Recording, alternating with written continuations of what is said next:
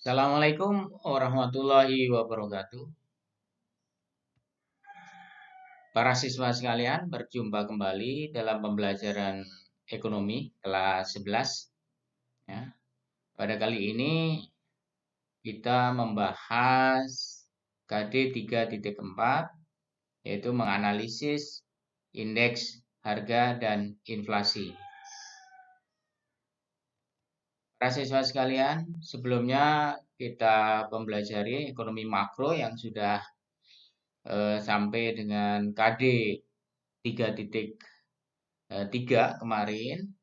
Nah, sekarang kita lanjutkan KD 3.4 dengan tujuan pembelajaran yaitu satu, menjelaskan pengertian indeks harga. Yang kedua, menjelaskan tujuan perhitungan indeks harga. Yang ketiga, menjelaskan metode perhitungan indeks harga. Yang keempat, menjelaskan pengertian inflasi. Yang kelima, menjelaskan penyebab inflasi. Yang keenam, menyebutkan jenis-jenis inflasi. Yang ketujuh, menghitung inflasi. Dan menjelaskan dampak dan cara mengendalikan inflasi.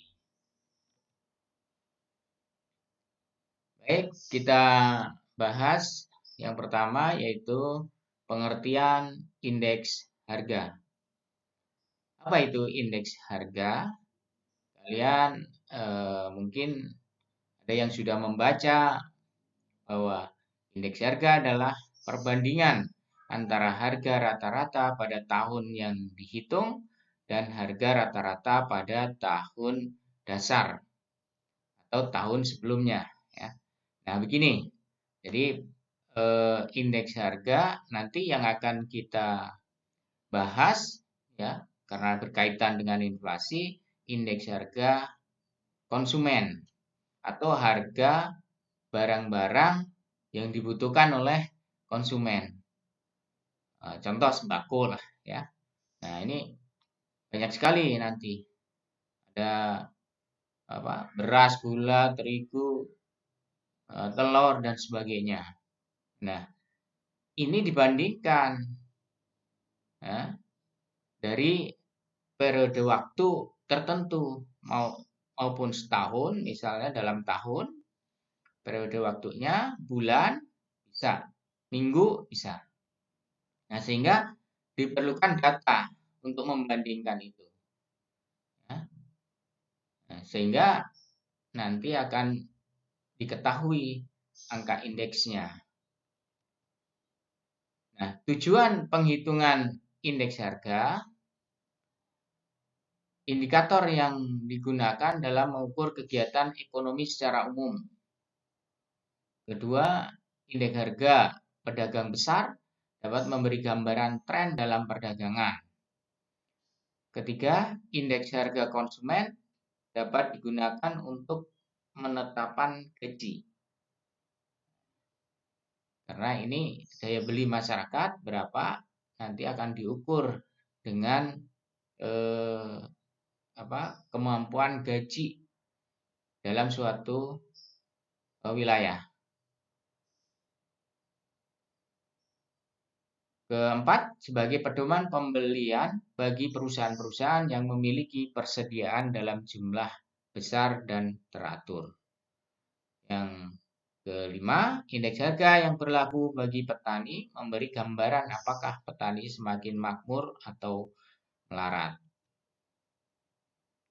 Nah, sehingga ini berikutnya metode penghitungan indeks harga. Nah, kalau kita lihat di sini ada dua perhitungan indeks harga, yaitu indeks harga agregatif tidak tertimbang. Ini berarti tidak ada jumlah barangnya berapa. Kalau yang tidak tertimbang, hanya harganya. Kemudian yang kedua, indeks harga agregatif tertimbang. Ada dua, yang tertimbang menurut last virus dan Pasteur.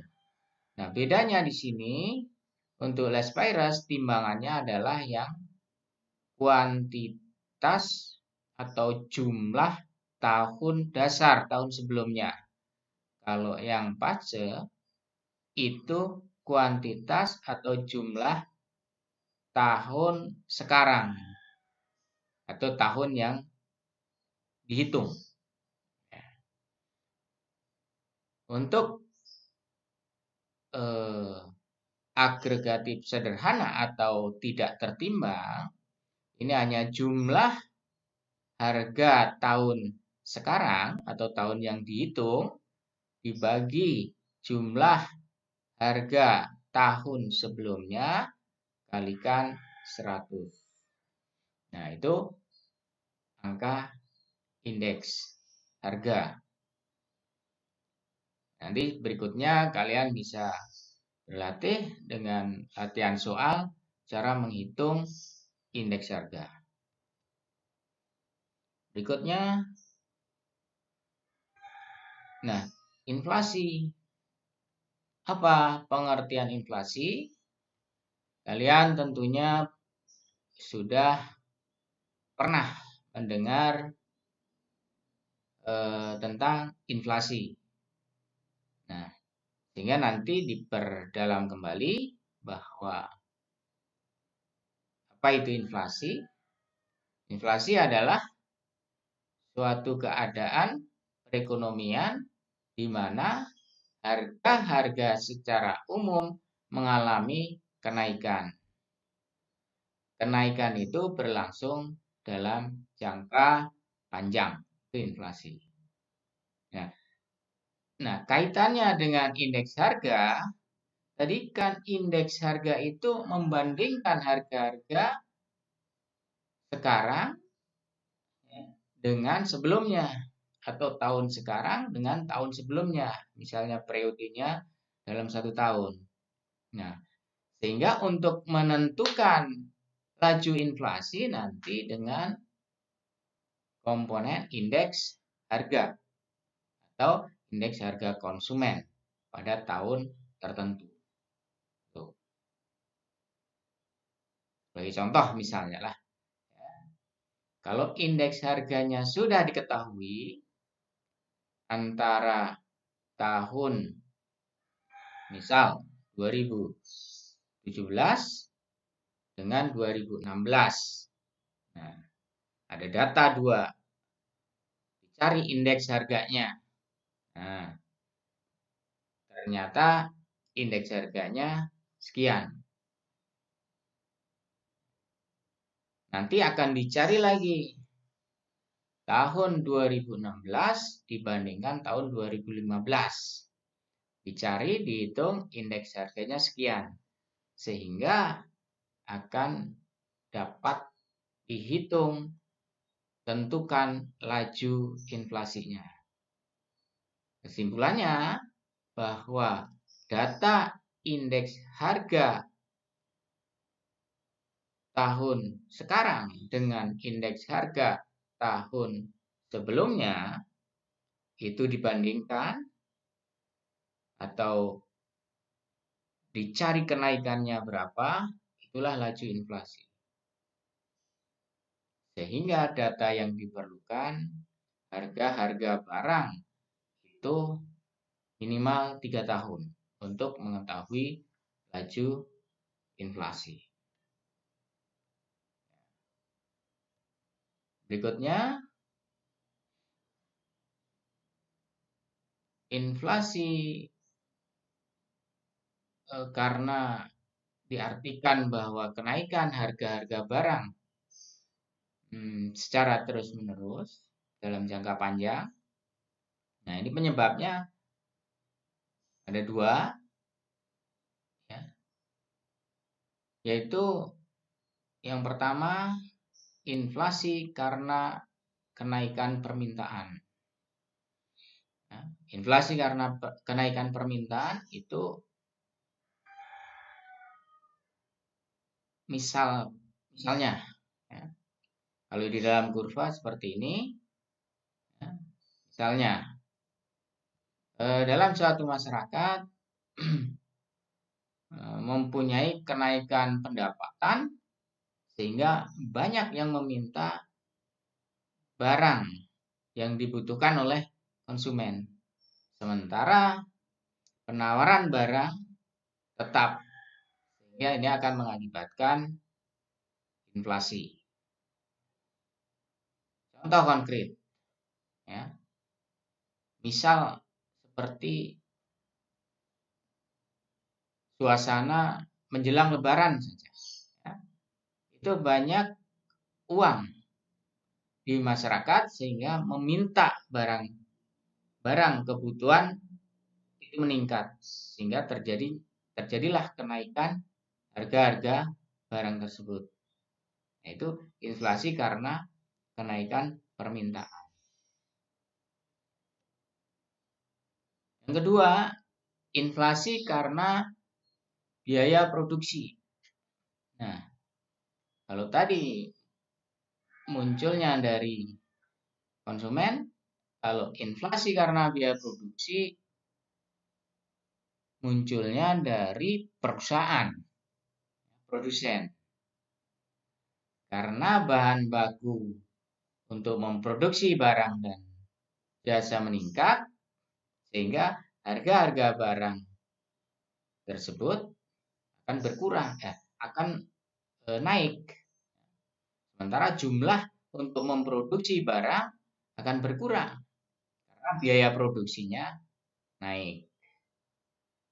Nah, disitulah terjadi inflasi. Ada juga inflasi karena jumlah uang yang beredar bertambah. Ya. Misalnya negara mencetak uang, ya, kemudian dikeluarkan untuk peredaran di masyarakat. Nah, sehingga ini akan terjadi inflasi. Inflasi itu kalau bisa dikatakan bahwa peredaran uang di masyarakat terlalu banyak, itu terjadi inflasi. Sehingga negara agar tidak terlalu terjadi inflasi yang tinggi akan mengatur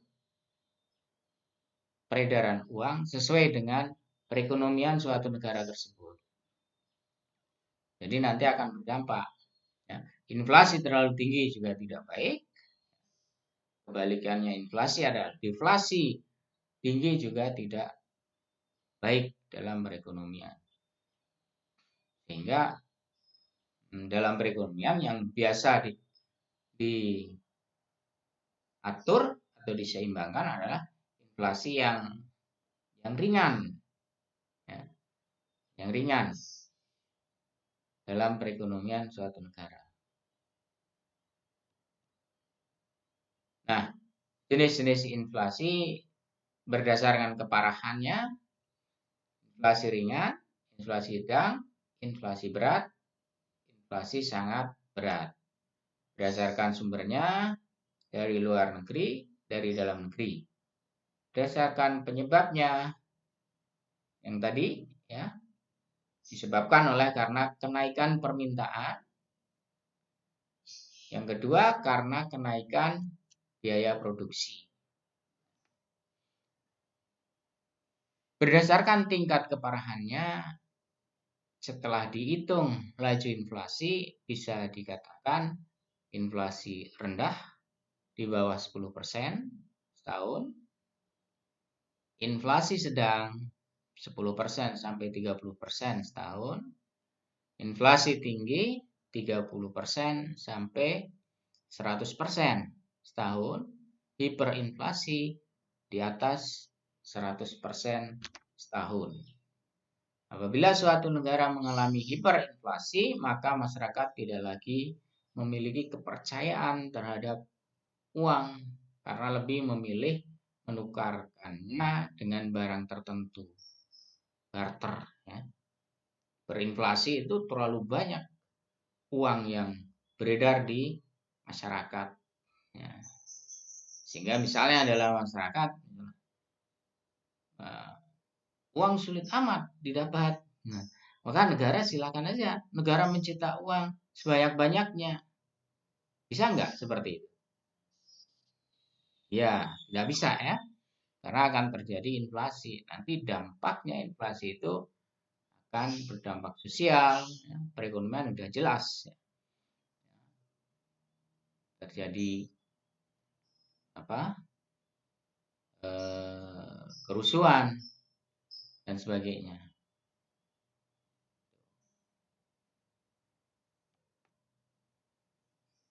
Nah, ini untuk menghitung inflasi, laju inflasi, makanya dengan indeks harga konsumen tahun sekarang atau tahun yang akan dihitung,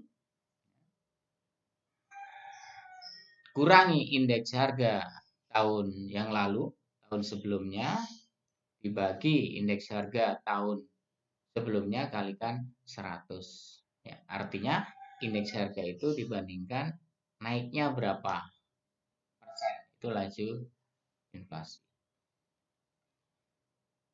Nah, karena inflasi itu berdampak tidak baik, baik inflasi tinggi, sedang, tinggi, apalagi inflasi, hiperinflasi, itu akan berdampak tidak baik terhadap perekonomian negara. Sehingga harus diatasi.